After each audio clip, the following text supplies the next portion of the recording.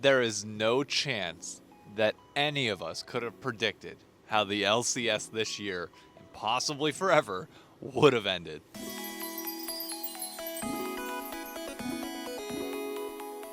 Ladies and gentlemen, welcome back to the pit, the final, well, not really the final episode of the year, but at least the final episode of the summer split. I will be continuing this series as we go into Worlds, which actually only kicks off in about 3 weeks. For the play-in stage, it's only going to be the Rendezvous because 100 Thieves is going to be there, no other LCS teams, but I will be reacting to literally everything. You don't have to worry about missing a beat when it comes to low esports international coverage here. But for the next 2 weeks, things are going to be a little bit more dicey. Riot was clearly holding off on any sort of America's announcement when it comes to the 2 teams that we are losing, the LLA team that's coming in, the additional team that's going to be allowed in with us. And all of that information is apparently coming out. I'm filming this on Monday morning. I'm not sure when this video will go live. I'm assuming it'll probably be Wednesday because I need to hold off as long as possible to do the Rendezvous, purely because like I don't know if 100 Thieves will be here next year or not, and like that completely changes the tone of that. I've got a 45-minute conversation with Cloud Sicky waiting to come out. All of this just depends on when they drop news. So apologies for what's going to probably be a weird upload schedule for the next few weeks, but it's all going to be timed around when this announcement, when this news comes out. But this video is going to be entirely dedicated to just the LCS summer split, because man, was this a fun one. Let's start with finals weekend. We'll knock Saturday out of the way real quick. 100 Thieves got beat pretty bad. It's very clear that there's a top 2 in the region, not a top 3. FlyQuest and TL were clearly head and shoulders above everybody else. 100 Thieves never really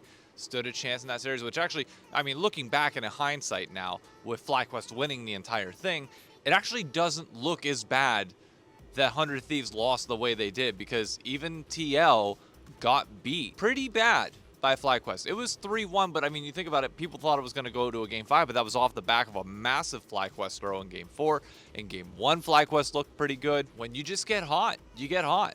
So for 100 Thieves, I'm not upset by a 3rd place placement. I don't think anybody should be at the end of the day. We are going to Worlds, and like that's all that really matters in that context. And I know people are going to look at this and be like, man, that wasn't entertaining, but it's like, you know what, that's just the nature of us having a 2-team heavy region. Now, that game being played on finals to like a smaller crowd definitely was a little bit sucky, to be honest. But overall, can't really complain. Just happy that 100 Thieves was there. And Sniper definitely looked a little bit nervous on that big stage, but now he's at least prepped. And I'd rather him get those jitters out now than when he goes to play-in stage, which granted will be in the LEC studio. But like, get them out now, because you're going to need those nerves to be out of the way next time if we want to win a title, buddy. As for finals itself, I know there are people that are going to say Umpty should have backed, and by all means, he probably should have. Obviously, it would have saved the game. We know in hindsight that they would have been able to win regardless if he would have backed and if somebody or if everybody else would have stayed mid. But dude, you can't emulate that pressure. Like, everybody in that arena is going nuts because they think that it's going to Game 5. Adrenaline is coursing through your veins in a way that most of us will never be able to relate to. And they just made the wrong calculation. And it's like, I truly do think that any team in the world, including Gen G, including BLG, I think any of them can make that same mistake when you're in that moment. Just think about like Deft in the inhibitor respawning back at Worlds. Like freak moments where it's like, you know, if you stop and think about it, it's like, yeah, well, you know, if you would have paid more attention to the inhibitor, like, yeah, you would have known that it was probably going to respawn. You couldn't have known with like the auto attack timing, but like, you can't emulate these late game situations that come up that you will never get practice in. There's no practice tool. There's nothing like that to really kind of work through those moments. Everything at late game past like 30 minutes in team fights like that, it's all impromptu. Like, you can think that you know the right thing to do, you can think you know the right timers, but like, how often do you sit here and be like, yeah, we've got a double wave of super minions going to our wide open base, how long is that going to take to end the game versus us going? It was just wild. So we had probably about 100 people at the New York City watch party that watched that play go live. And for anybody that did come, I again apologize for the audio for anybody that wasn't there. We never had sound the entire time. We luckily got all the TVs working by midway through Game 1, but we never had sound. And I'm going to be in contact with the venue being like, hey, like, you know, if we're going to come back, we need sound. Like, I can't have an event like this where we are continuously having issues when it comes to the quality there. But it seemed like everybody made the most of it. The chanting and cheering of everybody else in the arena was good enough, at least for most people, it seemed like. But again, just my apologies to anybody that was there that wanted to hear the game sound. We didn't get to hear the opening ceremony all that while we were just watching it. It was an electric environment. Everybody was on their, like, the edge of their seats the entire, like, last 3 minutes of that game 4. And, like, we couldn't believe that it was over. Nobody could believe that we weren't going to a game 5. Like, everybody was just stun locked. It was like, in hindsight, this is the perfect way to end an LCS. Like, literally the perfect way. But before we go to the Americas, let's actually take a step back and look back at, like, how this summer was. Because honestly, I think it was probably one of the most fun. Let's scratch that. Let's do, like, the entirety of 2023. Because there's a lot that has changed over the course of the year. Once Mark Z came in and changes were starting to happen, we finally got best of 3s back, which, if you haven't seen the thread that's going pretty crazy on Reddit right now, yes, viewership, both average and peak, up this summer versus last summer. And I know there's going to be people that will point to the LCS walkout, and I agree that that definitely affects average more than it affects peak, given that peak is at the end of the year. But I think it's a good sign no matter what. And honestly, the LCS has been more entertaining this year than it has been in years past due to many of the changes that Mark Z and crew have implemented in terms of the quick turnaround time.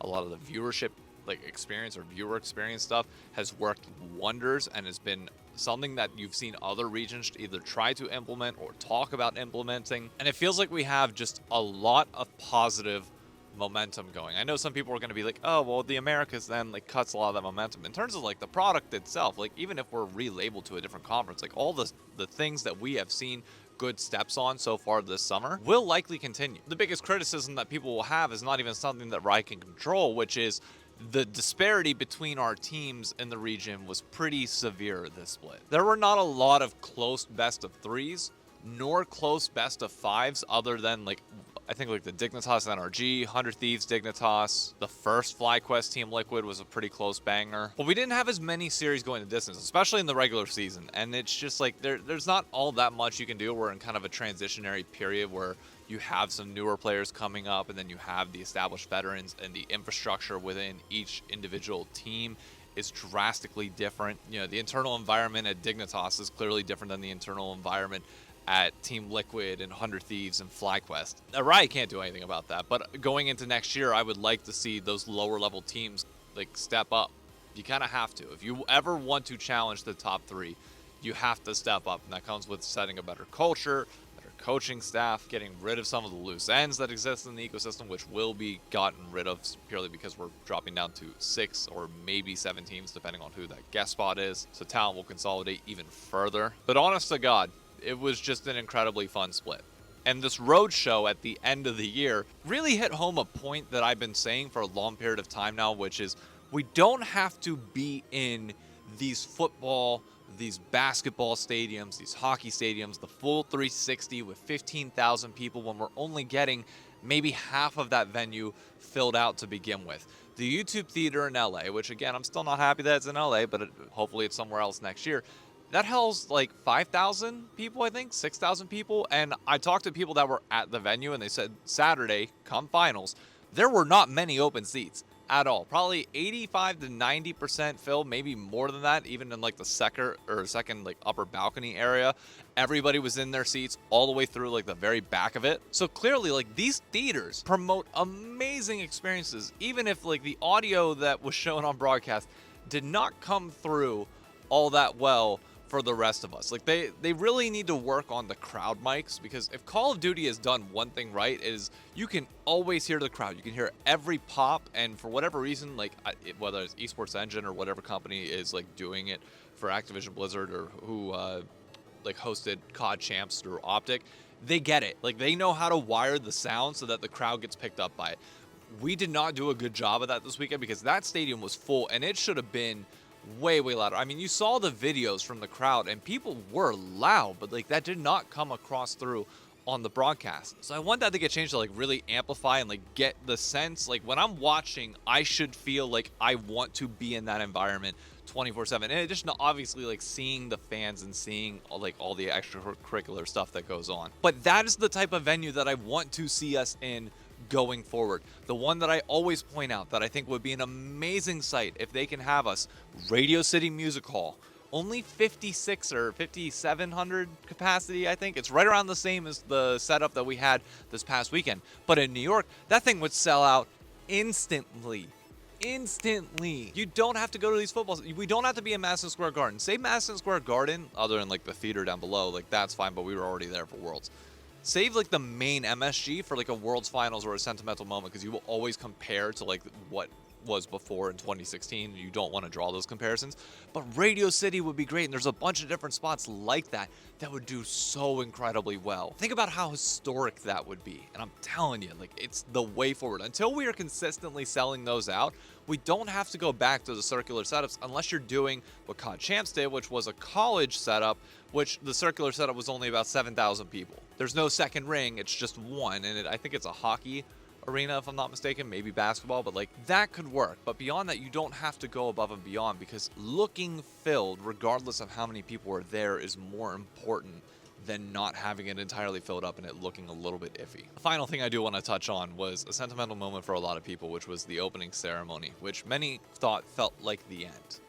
Because it kind of was. Even though not a lot is changing next year, even though just the naming is, we lose a world spot, but like in function, we are more or less doing the same thing next year as we kind of are now, just with like a few different teams in and a few extra splits, and one extra split and then one international tournament. The opening ceremony very much did feel like a goodbye, and it was kind of building on one that we saw, I think it was 2022 summer, that saw like the 10-year celebration of the LCS, which had the walkout. So if you watched back then, you knew that like the double lip Bjergsen walking out with the trophy thing, that's now the second time that has happened. So I'm not going to sit here and say that that moment like hit me as hard as it did in 2022, because it very much kind of was a similar thing and paying tribute in a way that we had seen before. But it was special for a lot of people. Seeing Freak up there, seeing Riv, seeing a lot of the people that built the LCS, at least that were in LA. You could tell like some of the people that were outside that didn't fully travel in. Having them all up on stage to truly give them the props that they deserve for building what was this multi-year, multi-decade legacy of the LCS was really special. And honestly, probably the proper way to send things off as we go into the next generation. And I don't know what storylines we're going to end up building from here. I don't know where the future holds for the LCS, but all I can say is this year was fun at a minimum. I really enjoyed this from a content front. It was a blast, and thank you to anybody that tuned into any episode of The Pit this entire year to watch. It's been an honor.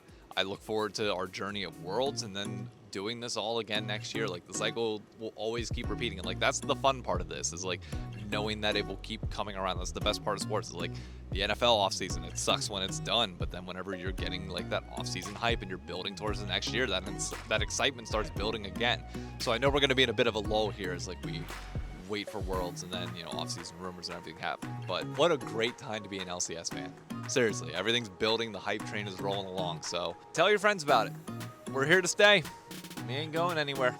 It's only going to get better as we keep building this thing up. See y'all around. Adios.